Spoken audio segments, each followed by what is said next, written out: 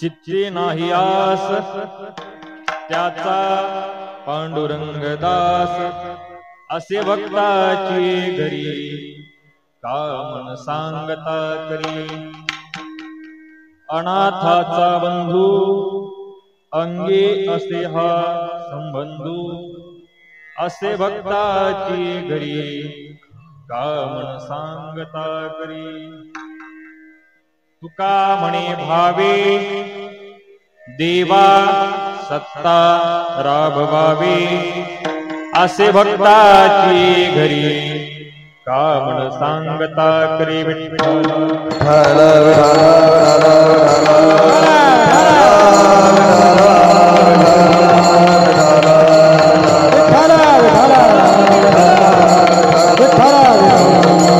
पांडुरंगा करो प्रथमाला पांडुरंगा करो प्रथमाला पांडुरंगा करो प्रथमाला करो प्रथमाला दुसरे चरण संतांच्या दुसरे चरण संतांच्या दुसरे चरण संत प्रभावाने कथेचा विस्ताराने कथेचा विस्तार प्रभावाने कथेचा विस्ताराने कथेचा विस्तार बाबाजी सद्गुरुदास तुका बाबाजी सद्गुरुदास तुका पांडुरंगा करू प्रथम मन दुसरे चरण संतांचिया त्यांच्या कृपा जाणे कथेचा विस्तार बाबाजी सद्गुरुदास तुका ओम नमो ज्ञानेश्वरा करुणा करा दयाळा तुमचा अनुग्रह लाधलो पावन झालो चराचरी नमो सद्गुरु तुकया ज्ञानदीपा नमो सद्गुरु सच्चिदानंद रूपा नमो सद्गुरु भक्त कल्याण मूर्ती नमो सद्गुरु भास्करा पूर्ण कीर्ती संपादनांच विधाय भक्ती किलो येन समाधिराज वैराग्यवंतं सुविचारयुक्तं नमामि योगं शिरसा चित्ते नाही आस त्याचा पांडुरंग असे भक्त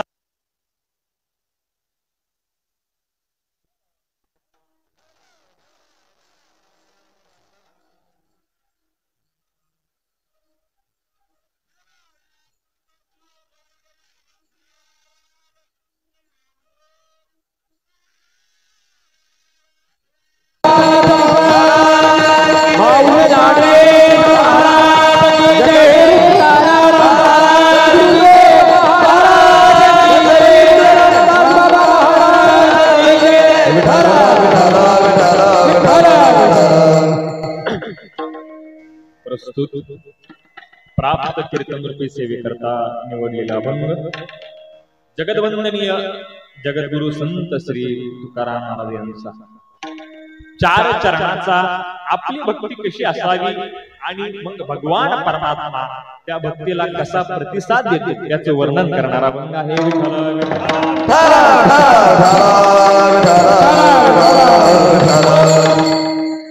गेले 74 वर्ष 73 वर्षापासून चालत असणारा अखंड हरिनाम सप्ताह आता तर चालू असणार आहे 74व वर्ष आणि पुढचं वर्ष म्हणजे 75व, म्हणजे अमृत महोत्सव पुढल्या वर्षी आहे. या सप्ताहातील आजच्या 4थ्या दिवसाची कीर्तन रूपी सेवा ज्ञान मंदिर ट्रस्टचे सर्व आयोजक मंडळी असतील त्या आयोजकांच्या माध्यमातून मला प्राप्त झाली. भगवंत जशी बुद्धी देईल तसं सेवा करण्याचा प्रयत्न करू. विठ्ठल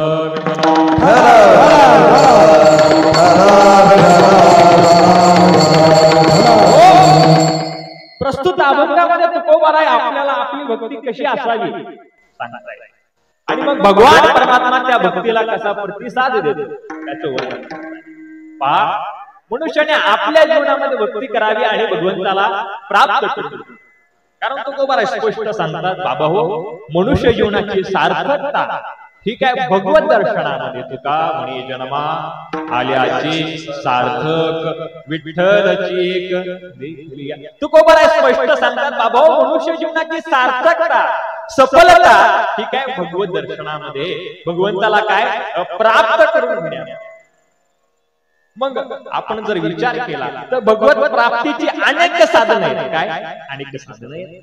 भगवान सांगतात, म्हणून पार्था प्रवेशा वया माझ्या ठाई उपायांची नाही वाणी येत किंवा केनी.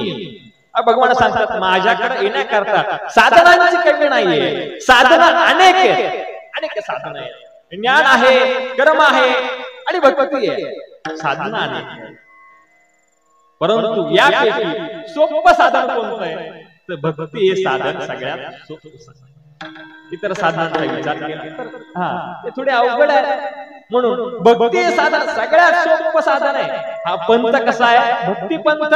भक्ती पंथ बहु सोपा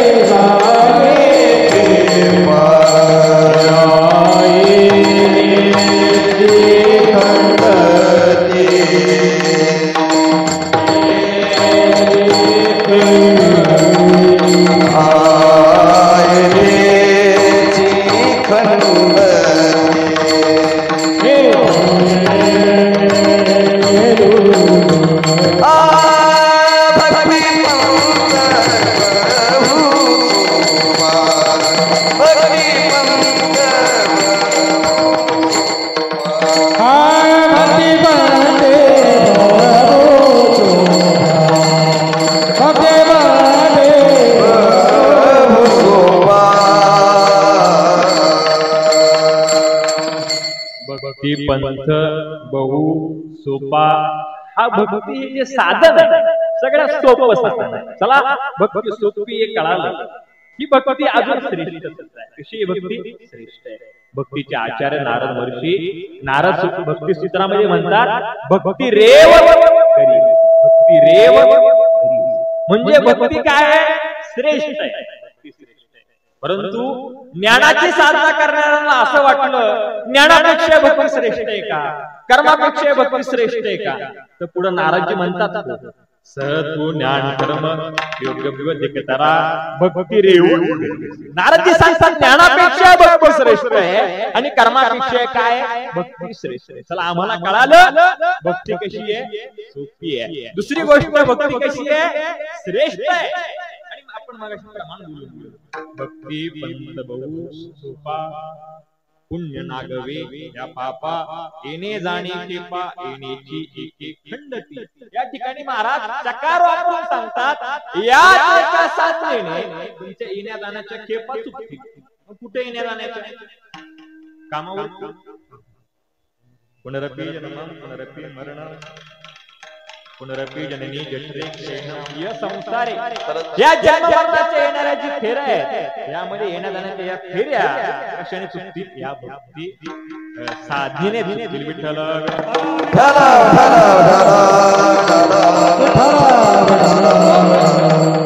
भक्ती सोपी आहे, भक्ती श्रेष्ठ आहे, म्हणूनच बरोबर आहे. काय करतात भक्तीचा प्रचार करतात. बाबा हो काय करा, भक्ती करा, भक्ती करा, करा हरी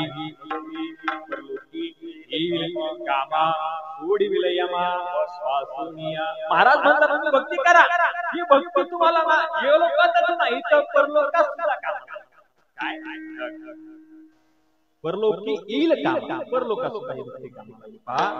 प्रवीण महाराज हे लोकांचं काहीच चालत नाही. अहो या देशातलं परदेशात काही चालत नाही, परदेशात चालत नाही. या देशातला पैसा परदेशात चालतो का नाही? अमेरिकेमध्ये आपल्या नोटा चालतात का नाही? त्या ठिकाणी काय पाहिजे, डॉलर पाहिजे. म्हणजे या देशातलं त्या देशात चालतात. अहो या देशातलं या देशात चालत नाही, या देशातलं या देशात चालत. मोदींनी 12 वाजता घोषणा केली, आज रात्री 500,000च्या नोटा बंद. असं होणार नाही सांगतो, माग झाल्या होत्या ना, बरोबर का? मग त्यावेळेस दुसऱ्या दिवशी त्या नोटा चालल्या का? चालल्या नाही ना. तसंच एक दिवस काळ येणार आहे, एक दिवस काळ येणार आहे. तो म्हणणार आहे आता बंद, आता हे बंद. बंद म्हणल्याबरोबर हे सगळं तिथंच ठेवायचं. तुम्ही म्हणले नाही बाबा तुला थोडेफार तुझ्या नावावर करतो, एका दोन अंक तुला देतो, थोडेफार तरी घेऊ दे सोबत. परंतु नाही, महाराज म्हणतात मग तेथे नसले काही सत्ता संपदा राहील ठाईचे ठाई, पुढे संचित जाईल वाही तुका यम नाटाच्या. हा मग तेथे नसले काही सत्ता असेल, मुख्यमंत्री असा नाही तर पंतप्रधान इथंच, ते पण 5 वर्ष. संपदा कोट्याधीश, कोट्याधीश ते इथंच राहणार. मग आपण जी काय भक्ती करू, महाराज म्हणतायत तुम्ही जी काय भक्ती कराल तीच तुमच्या सोबत येणार आहे. करा हरी भक्ती परलोकी कामा सोड विलयमा वासुनिया. मी नेहमी एक दृष्टांत सांगत असतो, एक गोष्ट सांगत असतो. आपण काय करतो, गणेश महाराज रोज आपण काय नेमके आता गणेश महाराज शेजारी उभे राहिले, विठ्ठल विठ्ठल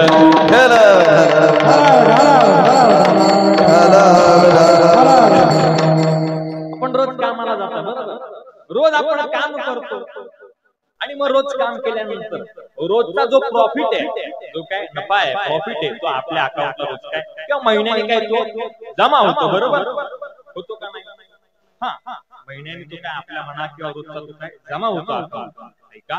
परंतु किती तो पैसा जमा झाला तरी त्या अकाउंट कुठे राहणार आहे, इथंच राहणार आहे. नव्याने आपण गेल्यानंतर माग भांडण व्हायला बसते त्याच्यावर, बरोबर?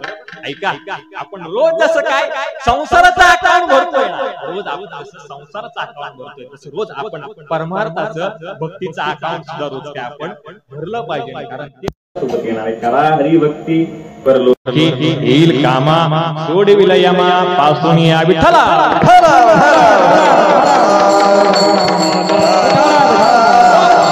म्हणून महाराज म्हणतात बाबा भक्ती करा, भक्ती करा. भक्ती सोपी आहे, भक्ती श्रेष्ठ आहे. मग त्यावेळेस काही लोकांनी महाराजांना प्रश्न विचारला, तुम्ही म्हणता भक्ती करा, आम्ही भक्ती करू, कारण भक्ती सोपी आहे, भक्ती श्रेष्ठ आहे, आम्ही भक्ती करू. परंतु काय आहे, भक्तीच्या माध्यमातून आपल्याला साध्यापर्यंत पोहोचायचं आहे. पुढं साध्य, साध्य काय? परमात्मा हे साध्य आहे, भक्ती हे साधन आहे. मग या साधनेच्या माध्यमातून आपल्याला भगवंताला प्राप्त करून घ्यायचं. काय करायचं? प्राप्त करायचं. परंतु आपण त्या साध्यापर्यंत पोहोचूच का? या भक्तीमध्ये दोष नाही, या भक्तीत दोष नाही. पहा महाराज म्हणतात कोणतंही साधन जर करायचं झालं तर ते निर्दोष व्हायला पाहिजे, त्याच्यामध्ये दोष येता कामा नये.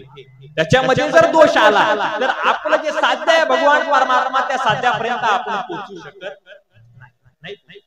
अहो जसं समजा तामट लावले म्हणा, कांदे लावले आणि त्याच्यावरती काहीतरी रोग आला, येऊ नये आला समजा, आणि त्याला औषध मारली नाही किंवा मारली सुद्धा तरी त्याच्यावर त्याचा काही गुण आला नाही, आणि त्या तामटापासून आपल्याला काय प्राप्त आहे? साध्य काय? आपला पैसा. जर त्याच्यावरती जर एखादा रोग आला, एखादा दोष आला तर साध्यापर्यंत आपण पोहोचू शकतो नाही. तसंच आहे, भक्ती हे साधन आहे, आणि जर याच्यामध्ये जर दोष आला तर आपण भगवंतापर्यंत पोहोचू शकत नाही विठ्ठल.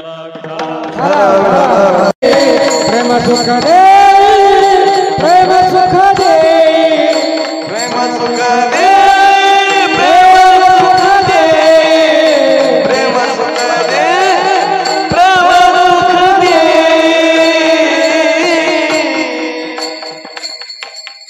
भक्ती प्रेमाविना ज्ञान नको देवा. भक्ती श्रेष्ठ आहे सोपे म्हणून भक्ती प्रेमाची मागणी नाथ महाराज करतात. मी सांगत होतो दोष सांगत होतो बरोबर. महाराज तुम्ही म्हणता भक्ती करा, आम्ही भक्ती करू, परंतु यामध्ये दोष नाही का? महाराज म्हणताय दोष आहेत, दोष आहेत. दोषाचे दोन प्रकार आहेत. काय? दोन प्रकार. काही दोष असे जे आपल्याला कळून येतात, त्याला सुसंवेद्य म्हणतात. काय? सुसंवेद्य. आणि दोषाचा दुसरा प्रकार आहे, अगदी ते दोष एकदम सूक्ष्म आहेत, ते आपल्याला कळून येत नाही असे काही. दोषाचा पहिला प्रकार पहा, काही दोष सुसंवेद्य आहेत जे आपल्याला कळतात. मग कोणते दोष आहेत? काम, क्रोध, लोभ, मत्सर, दंभ आणि अहंकार. हे षडविकार आहेत. हे काय? षडविकार आहेत. मग काम म्हणजे काय? काम म्हणजे काय?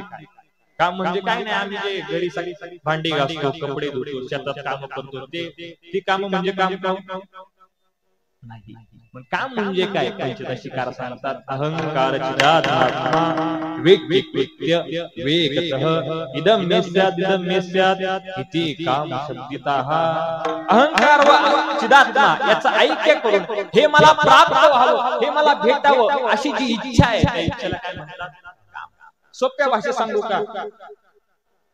कीर्तन झालं आणि येताना कीर्तनाला चप्पल तुटली. काय? चप्पल तुटली. आता चप्पल तुटली, मग आजच कोणीतरी जुन्नरवरून नवीन कोणीतरी चप्पल आणली असावी आणि ती मला जाताना भेटावी अशी काय इच्छा. त्या इच्छेला काय म्हणायचं? काम. आता क्रोध. प्रवीण महाराजांना राग आला, त्यांना राग येत नाही म्हणे टाकला डोक्यात माझ्या पप्पा. एवढा वेळ असते का? याला काय क्रोध आहे. आता लोभ आहे. चला माझ्यावर घ्या. आता कीर्तन झालं, कीर्तन झाल्यानंतर गणेश महाराज 40,000 पाटील बाबांनी मला 40,000 भरू नका बरं का, सांगतोय. नारळ सुद्धा देऊ नका, आपल्या घरचं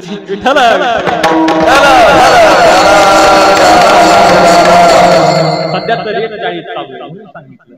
चला 40,000 पाकिट भरलं तरी मी सुद्धा काय म्हणलं अजून 1,000 वाढून द्यायला पाहिजे.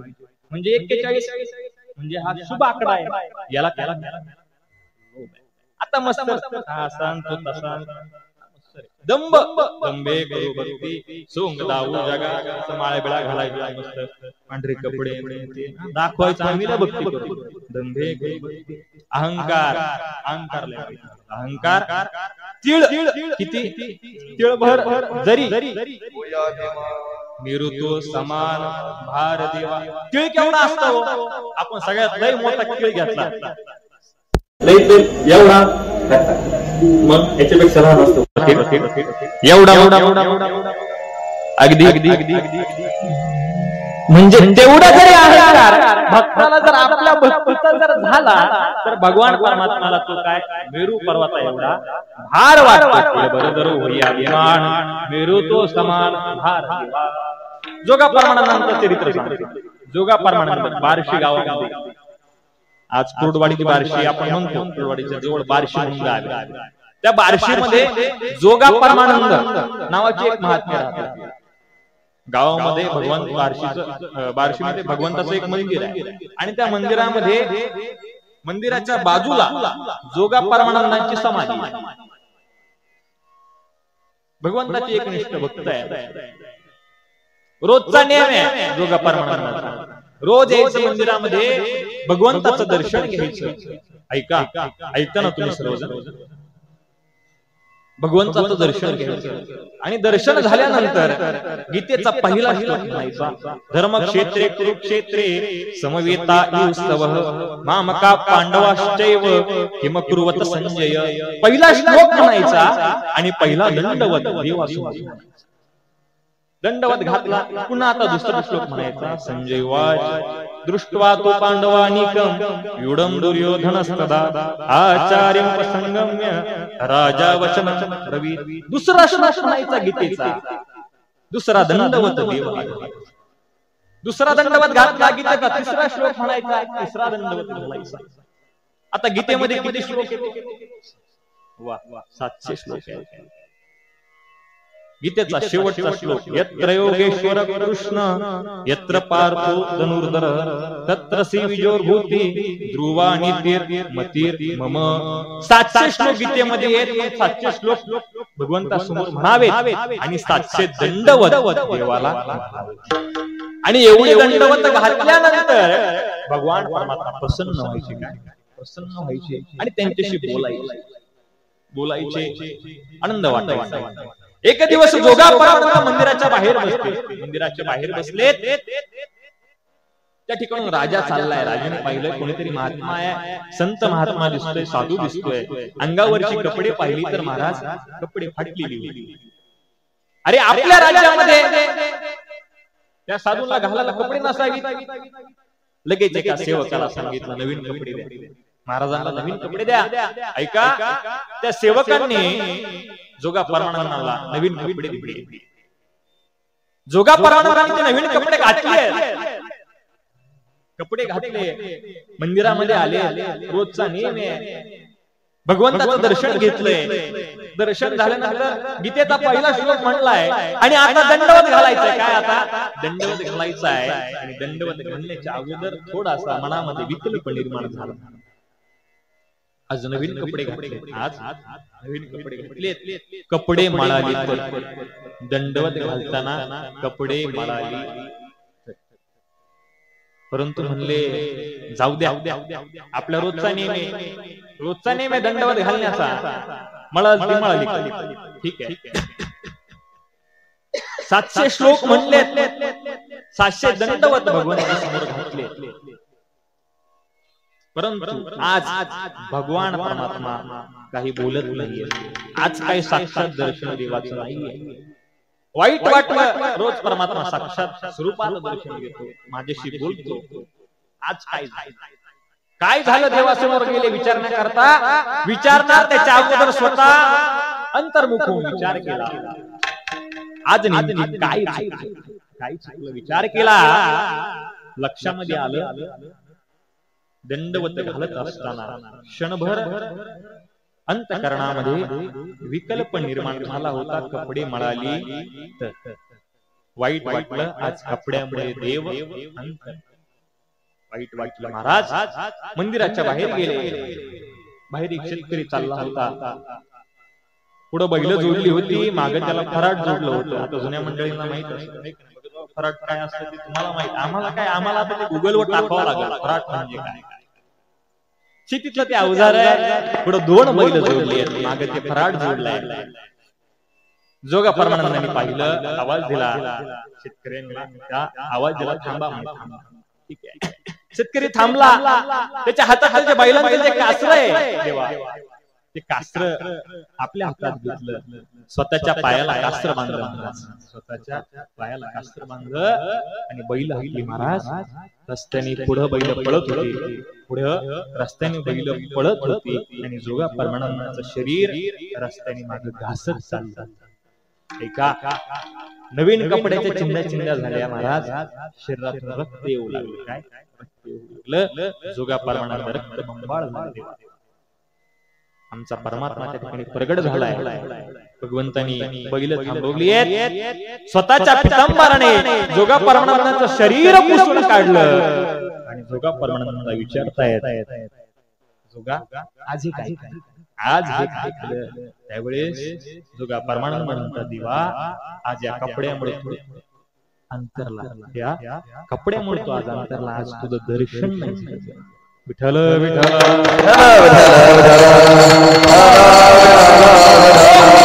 ज्याला कपड्याचा अहंकार सहन होत नाही. कशाचा कपड्याचा अहंकार. त्याला आपल्या संपत्तीचा या पदांचा काय अहंकार सहन. म्हणून मी सांगत होतो काम क्रोध लोभ मद मत्सर दंभ आणि केळभर जरी अभिमान जर आपल्याला झाला आपल्याला भक्तीचा तर भगवंताला गुरु पर्वत एवढा महार आणि तुकोबारा स्पष्ट सांगतात जो या विकारांना घेऊन परमार्थ मार्गाला लागला तो मूर्ख आहे. परमार्थासी निघे तोची मूर्ख परमार्थासी निघे तोची मूर्ख परमार्थासी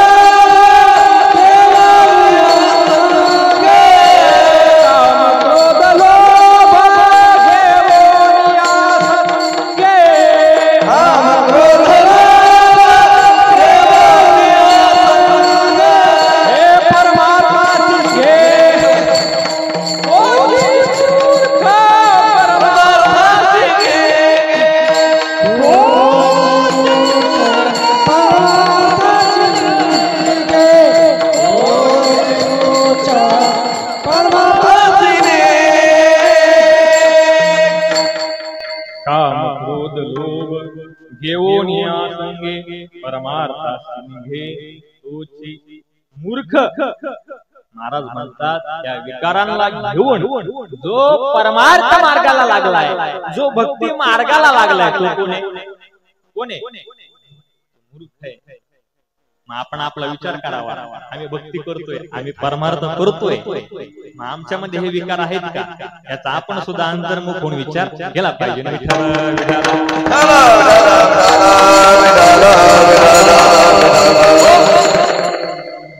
आपला काम वाढला आपल्याला काम कळतो आपल्यातला क्रोध सुद्धा आपल्याला कळतो आपला लोभ आपल्याला कळतो आपल्यामध्ये जर अहंकार असेल तर तो आपल्याला अहंकार सुद्धा कळतो.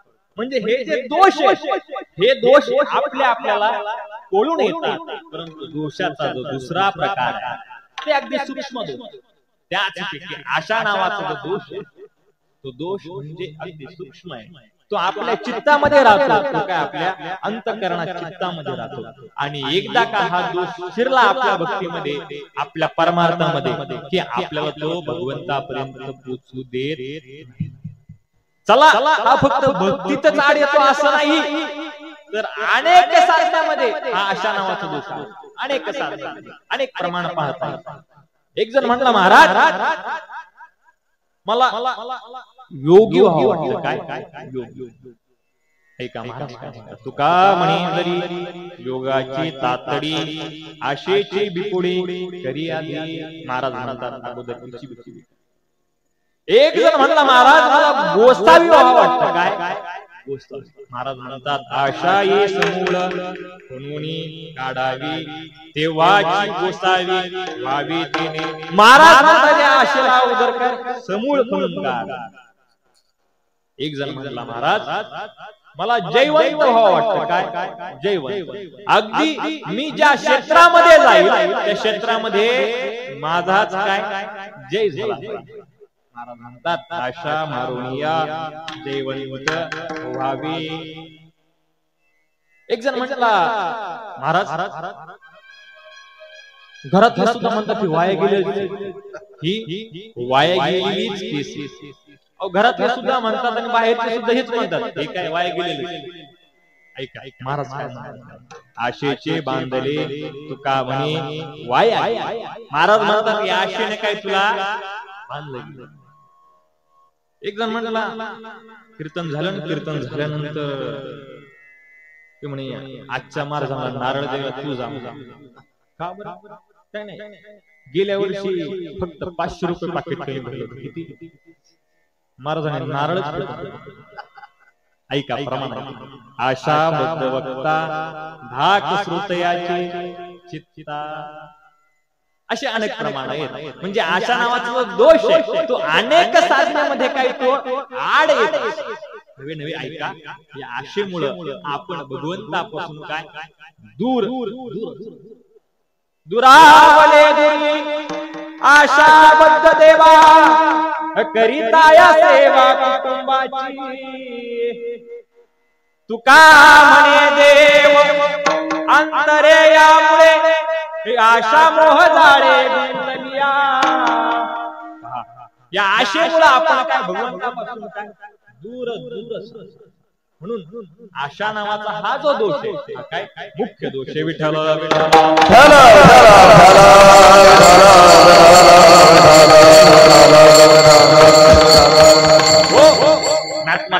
नाथ महाराज म्हणतात आशा देते नाही सुख आशे पाशी परम दुःख आशा सर्वाशी बाधक मुख्य दोष या. म्हणजे इतर दोषांना महाराजांनी खालचा दर्जा दिलाय परंतु या आशेला फर्स्ट क्लासचा दर्जा दिलाय. विठ्ठल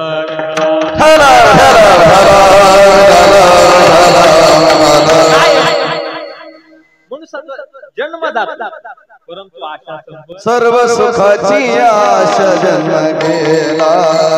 सर्व सुखाची आशा जन्म गेला.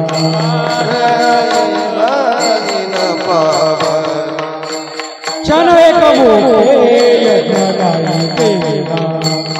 हिंडता दिशासीन पावला. हिंडता इच्छासीन पावला. माया वेष्टीला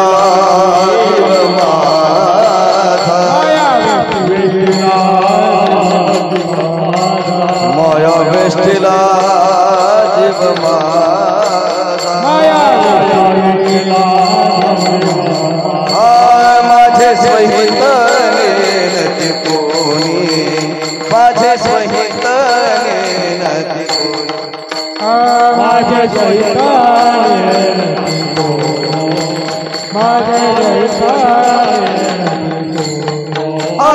सर्व सुखाची आशा जन्म गेला. जने मुक्ती नाही गेला. हिंडता दिसा पावला. माया जीव सर्व सुखाची आशा जन्म गेला. जने मुक्ती नाही गेला. हिंडता दिसा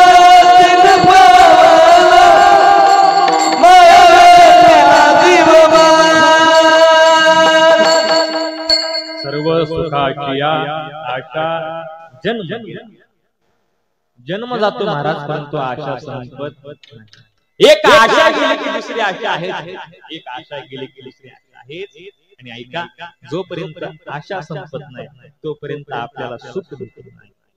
काय जोपर्यंत आशा आहे एक आशा पूर्ण झाली बरोबर परंतु दुसरी आशा काय दुसरी आशा पूर्ण झाली की तिसरी आशा काय आपल्याला दुःख देते. आणि आशा नाही सर्व सुखाची आशा जन्म काय अगोदर वाटतं लवकर मोठं व्हावं लवकर काय शिक्षण पूर्ण व्हावं वाटतं का नाही तुम्हाला लवकर शिक्षण पूर्ण व्हावं काय आशा आहे.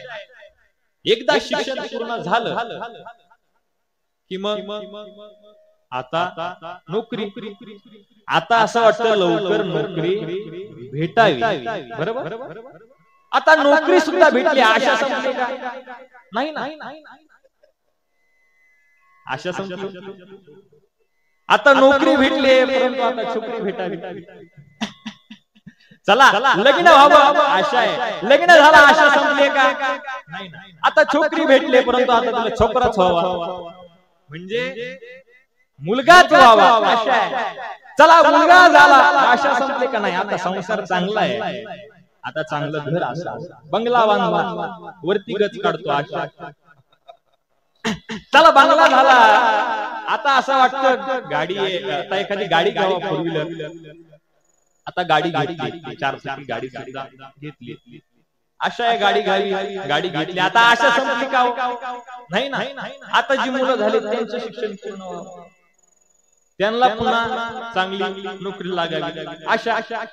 आता हे मी रात्रभर जरी सांगितलं तरी संपलं का मग आता संपवतो. विठ्ठल विठ्ठल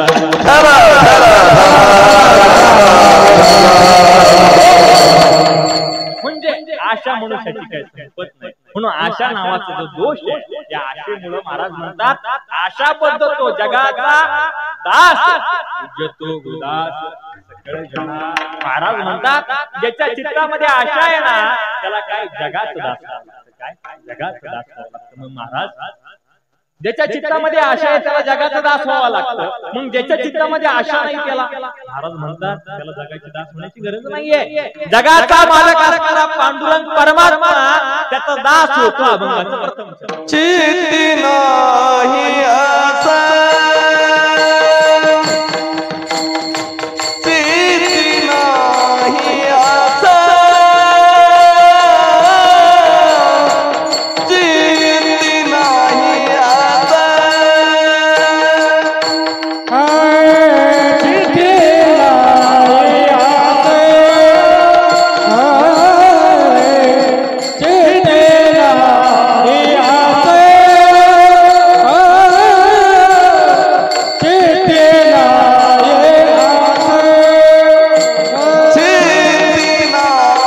आशा